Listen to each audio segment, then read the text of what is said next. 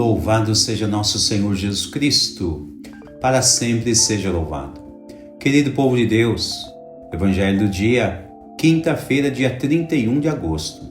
O Senhor esteja convosco, Ele está no meio de nós. Proclamação do Evangelho de Jesus Cristo, segundo São João.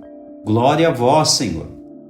Naquele tempo, disse Jesus aos seus discípulos: Ficai atentos, porque não sabeis em que dia virá o Senhor. Compreendei bem isso. Se o dono da casa soubesse a que horas viria o ladrão, certamente vigiaria e não deixaria que a sua casa fosse arrombada. Por isso, também vós ficai preparados, porque na hora em que menos pensais, o Filho do Homem virá. Qual é o empregado fiel e prudente que o Senhor colocou como responsável pelos demais empregados para lhes dar alimento na hora certa? Feliz o empregado cujo Senhor encontrar agindo assim quando voltar. Em verdade vos digo, ele lhe confiará a administração de todos os seus bens. Mas se o empregado mau pensar, meu senhor está demorando, e começar a bater nos companheiros, a comer e a beber com os bêbados, então o senhor desse empregado virá no dia em que ele não espera e na hora em que ele não sabe. Ele o partirá ao meio e lhe imporá a sorte dos hipócritas. Ali haverá choro e ranger de dentes. Palavra da salvação. Glória a vós, Senhor. Querido povo de Deus, dentro do cenário litúrgico de hoje, vemos algo que por vezes não gostamos muito de ouvir e talvez nem de ver. Sim, penso que é bem verdade que quando ouvimos falar de possíveis tribulações, dificuldades e desafios que precisam ser superados, enfim, penso que quase ninguém gosta de ouvir. E por isso, talvez, esta ou aquela pessoa prefira desviar os seus ouvidos, seus olhares dessas coisas, e mesmo que sejam de cunho religioso. Para que falar de sofrimentos, de dores, de turbulências, se nós temos no céu um Deus todo-poderoso e amoroso? Mas reparem bem que todo sacerdócio instituído por Jesus Cristo e que é leal e fiel à mensagem do Evangelho, nunca irá mentir às suas ovelhas.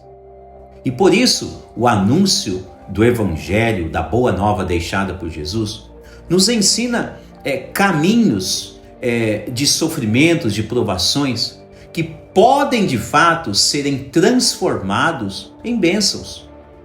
Então, partindo da primeira leitura, vamos tentar colocar aqui uma lente de aumento na liturgia de hoje, para que não nos escape absolutamente nada. Escute bem, São Paulo, na primeira leitura, está dizendo à comunidade dos Tessalonicenses que mesmo que ele esteja em meio a angústias e tribulações, mesmo assim, ele está se sentindo uma pessoa confortada e muito feliz. Ora, veja só, o apóstolo em meio a preocupações, amarguras, adversidades, mesmo assim, ele deixa claro que ele continua com uma vida muito feliz. O que significa isso? Será que São Paulo é masoquista? Ou seja, gosta de sofrimentos? Não, sabemos que não é nada disso. Porém, nunca devemos nos esquecer que o sofrimento entrou no mundo após o pecado de Adão e Eva e, por consequência, entrou a morte, e que para o ser humano a morte é o pior de todos os sofrimentos. Então, dentro desta ótica, devemos aprender que, em primeiro lugar, o sofrimento existente neste mundo não veio de Deus. Contudo, sendo Deus o Senhor de todas as coisas, Ele é capaz de transformar qualquer sofrimento humano em graças e bênçãos. E é por este olhar, então, que você tem que entender de onde se origina a felicidade e o conforto do apóstolo Paulo. Ele consegue, pela graça de Deus, unir as angústias, os sofrimentos dele ao sofrimento da paixão de Cristo, que será transformada em grande felicidade. Veja só que Jesus, com a sua paixão e ressurreição, ele então ensina o caminho para retornar ao céu. Inevitavelmente esse caminho passa pelo cadinho do sofrimento.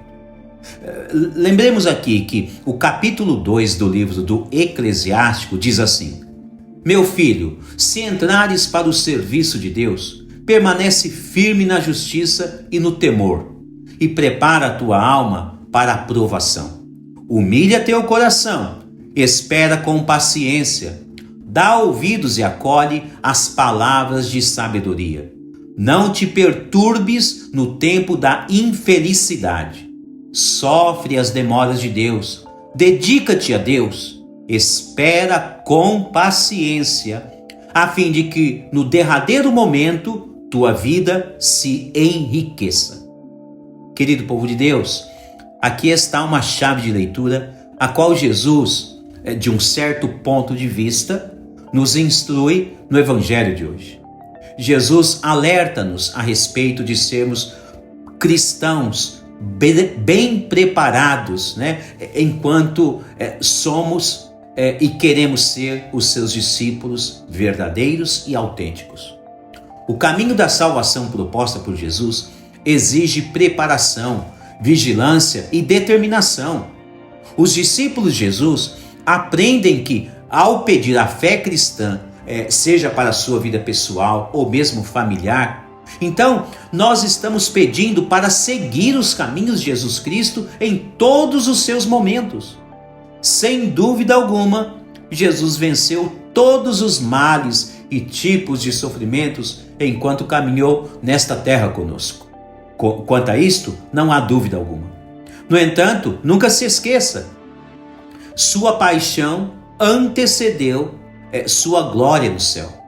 Ora, se queremos ser glorificados com Cristo já neste tempo presente, então devemos aprender a sofrer com Ele e como Ele sofreu. O apóstolo Paulo está feliz pelo fato de que aprendeu o caminho de Jesus. Ele aprendeu que o caminho de Jesus é a via crucis e não tem outro jeito. Então, ele se alegra, pois as adversidades presentes em sua vida são sinais de que ele está no mesmo caminho de Jesus. Por isso, não devemos pensar em conforto nesta vida, mas saber que ela é passageira, é efêmera. Devemos aprender a usar os bens deste mundo transitório com vistas aos bens eternos. Para isso, Jesus chama-nos a atenção para estarmos sempre atentos aos sinais dos tempos e não perdermos o foco do caminho da salvação. Não devemos pensar, como é citado no Evangelho, que Jesus está demorando em fazer justiça nesta ou naquela situação, ou talvez demorando em retornar. Não devemos pensar nisso, mas devemos entender que as demoras de Jesus se trata de um grande sinal da sua misericórdia. Misericórdia em vista de que, enquanto Jesus demora a fazer a justiça, ou enquanto Jesus demora a retornar, ainda muitos outros têm tempo para se converter e se salvarem. Isto é misericórdia. Ora, mesmo em meio a possíveis sofrimentos e angústias, então, aguardemos nosso Senhor, como Paulo apóstolo, executando nossa missão de cristãos, de evangelizadores, com muita felicidade no coração.